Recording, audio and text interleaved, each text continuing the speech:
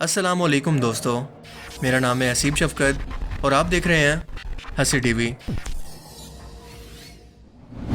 Switzerland की एक medicine बनाने वाली कंपनी ने एक ऐसी दवा तैयार की है जिसे कुरान की दवा का नाम दिया गया है। और इस नाम के पीछे एक बहुत अहम वजह है, जो कि बुनियादी तौर पर आंखों के मोतिये के लिए है, जिससे आंखों के मोतिया का मर्ज बिना सर्जरी के ठीक हो जाएगा, और वो भी बिना किसी साइड इफ़ेक्ट और लंबे इलाज के। और आपको ये जानकर हैरत होगी कि इसका रिजल्ट 99% यानी 100 में से 99 लोग इसको इस्तेमाल करने के बाद इससे सेहतमंद हो चुके हैं, जिसे एक मिस्री डॉक्टर अब्दुल बासित मोहम्मद ने अपनी बेहतरीन रिसर्च से तैयार किया है।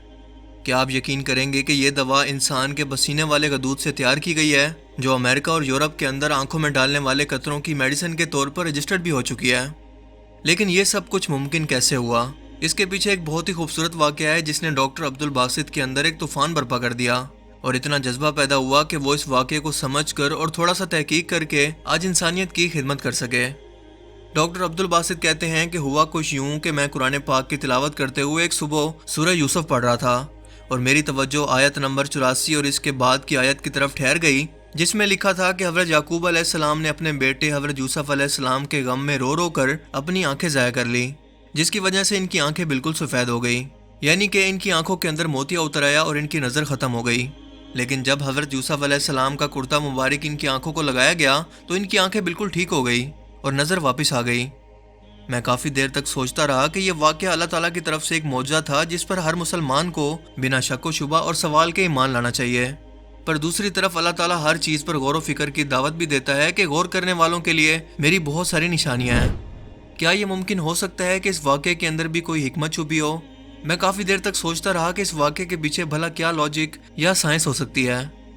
इस पॉइंट पर आकर मेरा दिमाग रोशन हुआ और मैंने सोचना शुरू कर दिया कि सैयदना यूसुफ अलैहिस्सलाम के कुर्ते के अंदर ऐसी क्या चीज़ हो सकती है जिसने हज़रत याकूब अलैहिस्सलाम की आंखों को ठीक किया। ऐसी दुनियावी कौन सी चीज़ हो सकती है जो अल्लाह के हुक्म से इस मौजज़े की वजह बनी। मैंने इंसानी पसीना और इसके अंदर कौन कौन से केमिकल अज्जात शामिल होते हैं इस पर तहकीक शुरू कर दी। मैंने 35 इफेक्टेड मरीजों पर इसका तजर्बा शुरू किया, जिन्हें यह दवा मैंने मुसलसल 3 मरतबा रोज़ाना 2 हफ्तों के लिए इस्तेमाल करवाई, जिसके बाद मुझे 99% रिजल्ट मिले। ये मेरे लिए बहुत बड़ी कामयाबी थी, और इससे भी बड़ी बात यह थी कि यह कुरान पाक का एक मौजज़ा था। अब यह दवा अमेरिका और यूरोप की कंपनियां पेटेंट नंबर लेकर इस मौजज़ा की दवा को हर सूरत के अंदर एक बेमिसाल इजाद के तौर पर दुनिया भर के अंदर रखने वाली हैं। अपने बेहतरीन नताइज और तहकीक के बाद एक स्विस कंपनी के साथ उन्होंने मुआहदा किया है जो कि इस दवा को मार्केट के अंदर लाएगी, और इसका नाम होगा कुरान की दवा। दोस्तों, अल्लाह पाक फरमाते हैं कि हमने कुरान को ज़मीन पर भेजा जो कि लोगों के लिए शिफा है और रहमत है, लेकिन सिर्फ उन लोगों के लिए जो कि इस पर यकीन रखते हैं। इस कुरान पाक के अंदर क्या क्या मौजज़ात छुपे हैं हमें इसका अंदाज़ा ही नहीं है, क्योंकि हमने कभी इस पर गौर ही नहीं किया,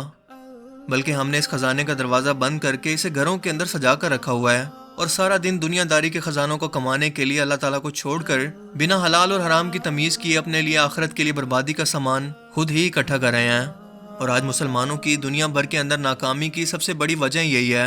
क्योंकि अल्लाह पाक कुरान मजीद के अंदर इंसानों को फरमाते हैं, जिसका मफहूम ये है कि हमने दुनिया और कायनात के निज़ाम में और दिन और रात के बदलने में इंसानों के लिए निशानियाँ रखी हैं, मगर सिर्फ अकल वालों के लिए।